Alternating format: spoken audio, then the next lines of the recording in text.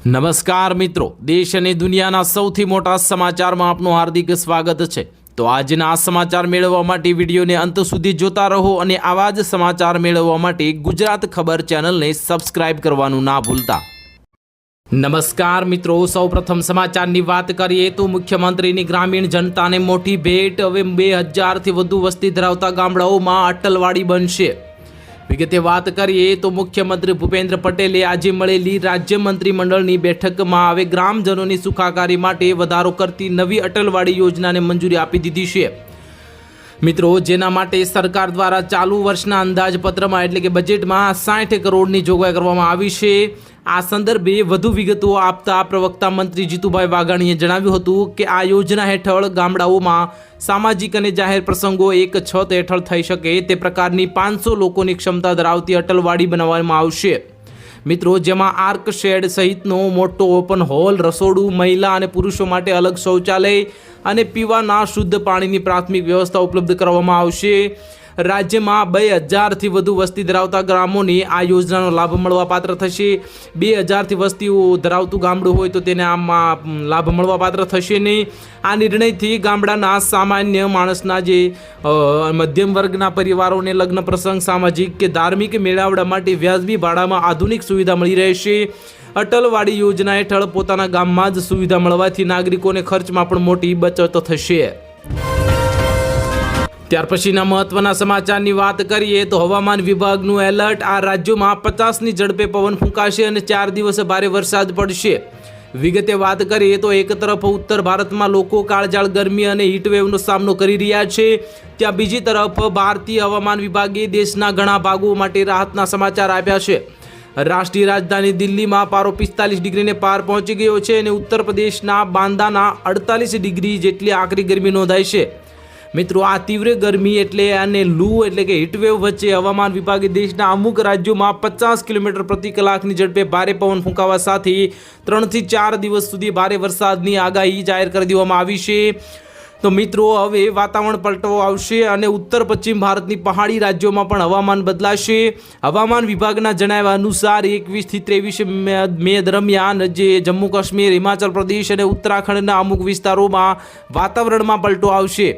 અહીં 40 થી 50 કિલોમીટર પ્રતિ કલાકની ઝડપે તેજ પવન ફૂંકાશે અને ગાજવીજ તથા વીજળીના કડાકા ભડાકા સાથે વરસાદ પડવાની પૂરી સંભાવના વ્યક્ત કરવામાં આવી છે।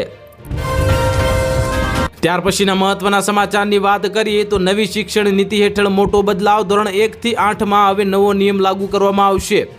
વિગતે વાત કરીએ તો ગુજરાત રાજ્યના શિક્ષણ વિભાગ દ્વારા નવી શિક્ષણ નીતિ હેઠળ એટલે કે નેશનલ એજ્યુકેશન પોલિસી 2020ને ધ્યાને લઈને એક મોટો અને મહત્વપૂર્ણ ફેરફાર કરવાની વિચારણા ચાલી રહી છે।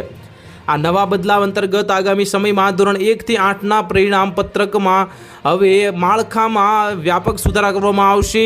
મિત્રો, પ્રાથમિક શિક્ષણના સ્તરે હવે પરંપરાગત રીતે આપવામાં આવતા પાસ કે નાપાસના પરિણામને સ્થાને હવે વિદ્યાર્થીનું સર્વાંગી મૂલ્યાંકન કરવામાં આવશે અને તેના આધારે જ નવું પરિણામ પત્રક તૈયાર કરીને આપવામાં આવશે। રાજ્યના શિક્ષણ વિભાગ દ્વારા આ નવી પ્રણાલીને અમલમાં મૂકવા માટેની તમામ જરૂરી તૈયારીઓ શરૂ કરી દેવામાં આવી છે। મિત્રો, આ નવો નિર્ણય વિદ્યાર્થીઓ પરથી પરીક્ષા અને પરિણામનું માનસિક દબાણ ઘટાડવા તેમજ તેમના સર્વાંગી વિકાસને પ્રોત્સાહિત કરવા માટે લેવામાં આવી રહ્યો હોવાનું માનવામાં આવે છે। ત્યાર પછીના મહત્વના સમાચારની વાત કરીએ તો પેટ્રોલ ડીઝલ થશે મોંઘા, એક સાથે આવી 3 વોર્નિંગ। વિગતે વાત કરીએ તો ભારતમાં પેટ્રોલ અને ડીઝલના ભાવ વધુ વધી રહ્યા છે। મધ્ય પૂર્વ સંઘર્ષ લંબાતા હવે ઇન્ટરનેશનલ મોનેટરી ફંડ એટલે કે IMFના ભૂતપૂર્વ ડેપ્યુટી મેનેજિંગ ડાયરેક્ટર ગીતા ગોપીનાથે આ ચેતવણી આપી છે। તેમણે ચેતવણી આપતા કહ્યું છે કે ભારત પેટ્રોલ અને ડીઝલના ભાવમાં વધુ વધારો થઈ શકે છે। તેમણે એમ પણ કહ્યું હતું કે દેશમાં ફુગાવાનો ભોગ બની શકે છે, જ્યારે ભારતીય ચલણ રૂપિયો પણ ડોલર સામે વધુ ઘટવા થઈ શકે છે।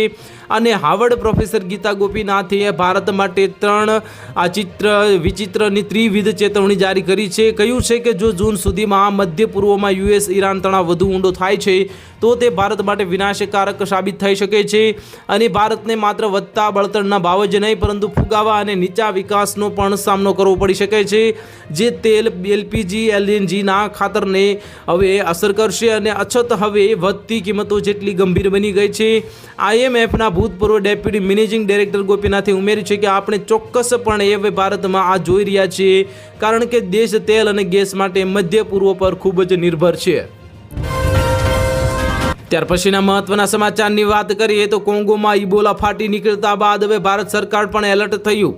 વિગતે વાત કરીએ તો દુનિયા હજુ કોરોના મહામારીના આઘાતમાંથી માંડ બહાર આવી છે. ત્યાં આફ્રિકાના દેશ ડેમોક્રેટિક રિપબ્લિક ઓફ કોંગોમાંથી ફરી એકવાર ઇબોલા વાયરસ ફાટી નીકળવાના ચિંતાજનક સમાચાર સામે આવી રહ્યા છે. મિત્રો, વિશ્વ આરોગ્ય સંસ્થાએ આ પરિસ્થિતિની ગંભીરતાને જોઈને ઇબોલાને આંતરરાષ્ટ્રીય ચિંતાની જાહેર આરોગ્ય કટોકટી જે જાહેર કરી દેવામાં આવ્યું છે. વૈશ્વિક સ્તરે સર્જાયેલી આ કટોકટી વચ્ચે ભારત સરકાર પણ તાત્કાલિક એક્શન મોડમાં આવી ગઈ છે. દેશમાં સુરક્ષા અને સજ્જતાની જે સમીક્ષા કરવા માટે બુધવારે એક અત્યંત ઉચ્ચ સ્તરીય બેઠક યોજવામાં આવી હતી. જો કે કેન્દ્રીય આરોગ્ય મંત્રાલયે દેશના નાગરિકોને સૌથી મોટી રાહત આપતા સ્પષ્ટ કહ્યું છે કે હાલમાં ભારતમાં ઇબોલા વાયરસનો એક પણ કેસ નોંધાયો નથી. આ બેઠકનો મુખ્ય ઉદ્દેશ રોગચાળો દેશમાં પ્રવેશે તે પહેલાં જ તમામ સ્તરે લોખંડી સુરક્ષા વ્યવસ્થા અને આગોતરી તૈયારીઓ સુનિશ્ચિત કરવાનો ઉદ્દેશ છે. ત્યાર પછીના મહત્વના સમાચારની વાત કરીએ તો ભારતમાં રોજના 4 લાખ બેરલ ગેસની ઘટ, હોર્મુઝ વિવાદના કારણે મોટું ઉર્જા સંકટ. વિગતે વાત કરીએ તો પશ્ચિમ એશિયામાં તણાવ અને હોર્મુઝમાં રસ્તો બંધ થવાથી સમગ્ર વિશ્વમાં ઉર્જા સંકટનો સામનો કરી રહ્યું છે.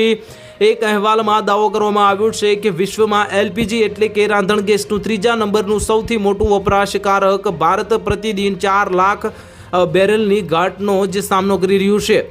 મિત્રો, નિક્કેઈ એશિયાના રિપોર્ટ મુજબ આજે એપ્રિલમાં ભારતની એલપીજી આયાત પ્રતિદિન 3.77 લાખ બેરલ હતી, જે ફેબ્રુઆરીમાં 8.5 લાખ બેરલ હતી. કેન્દ્ર સરકારના હાલમાં આપત્તિને અવસરમાં ફેરવવામાં લાગી છે. તે રાંધણ ગેસમાં પુરવઠાના ઘટાડાનો લાભ ઉઠાવીને તેને પીએનજી કનેક્શનમાં પરિવર્તિત કરવામાં આતુર છે.